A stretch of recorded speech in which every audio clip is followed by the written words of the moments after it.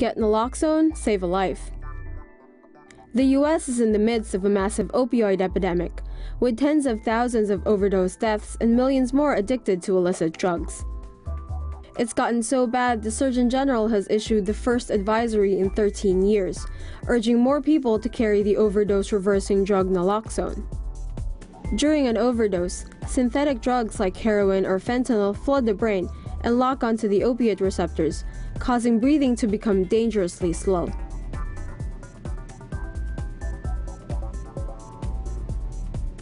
Naloxone can reverse the effects of an overdose and comes in two forms: a nasal spray and a syringe that should be injected into the muscles of the thigh, butt, or arms.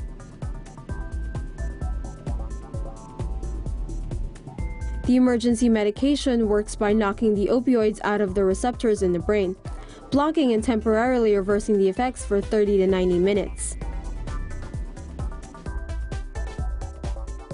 Police officers and medical responders are among those who have been using Naloxone to counter deadly ODs. The life-saving drug is also available at local pharmacies and local health departments. Can't have too much of anything. British teen may have died from chewing too much gum. Too much chewing gum may have played a role in the sudden death of a 19-year-old in Wales in June of 2011. Excessive intake of aspartame and/or sorbitol, two sweetener ingredients in sugar-free gum, may have interfered with electrolytes in Samantha Jenkins' body, causing her salt levels to drop. Lumps of gum found in her stomach may have also affected the teenager's ability to absorb vital mineral. Jenkins suffered from a brainstem death due to swelling of the brain caused by convulsions from lack of salt, magnesium, and calcium. The Carmarthenshire coroner is set to open an inquest into Samantha's death next week. Death by caffeine. A South Carolina teen is dead after a combo of caffeinated drinks triggered a fatal heart issue in his normally healthy heart. Davis Allen Cripe collapsed in class on April 26th and died just an hour later. The 16-year-old had consumed multiple caffeinated drinks that day and died from a caffeine-induced cardiac event, otherwise known as abnormal heart rhythm. A healthy adult can safely ingest as much as 400 milligrams of caffeine daily, equivalent to either 4 cups of coffee, 10 colas, or 3 to 5 energy drinks. But for teens, the recommended daily intake is only 100 milligrams. That's a cup of coffee, 3 colas, or 1 energy drink.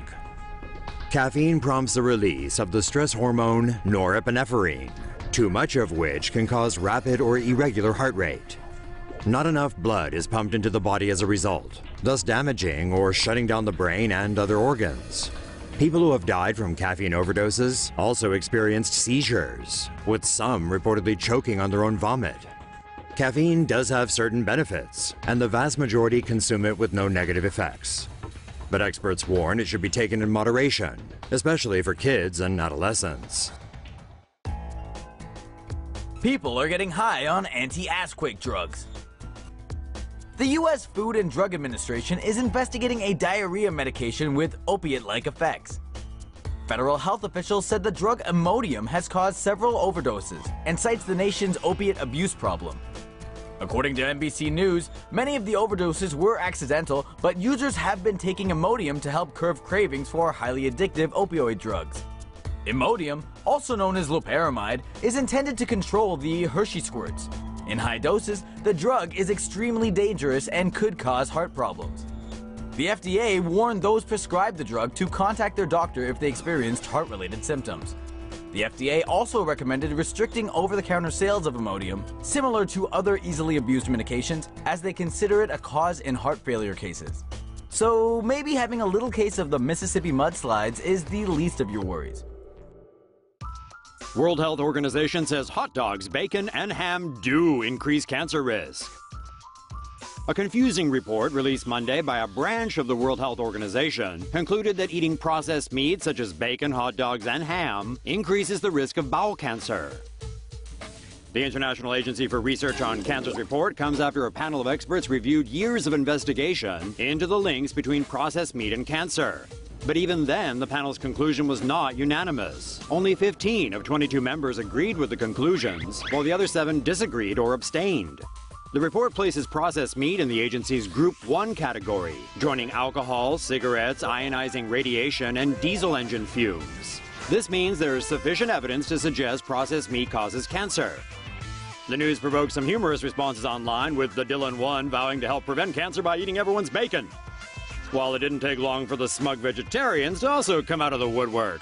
But with no clear guidelines given and confusion reigning over how much processed meat is safe to eat, many people, especially those in meat-loving countries, will view the findings as the latest attack on their individual freedoms. The American meat industry also began to push back, with the National Cattlemen's Beef Association saying the findings were based on weak associations, and the North American Meat Institute roasting the panel for its dramatic and alarmist overreach. But what about you? Will you eat less processed meat in view of the report? Leave your beefs in the comments.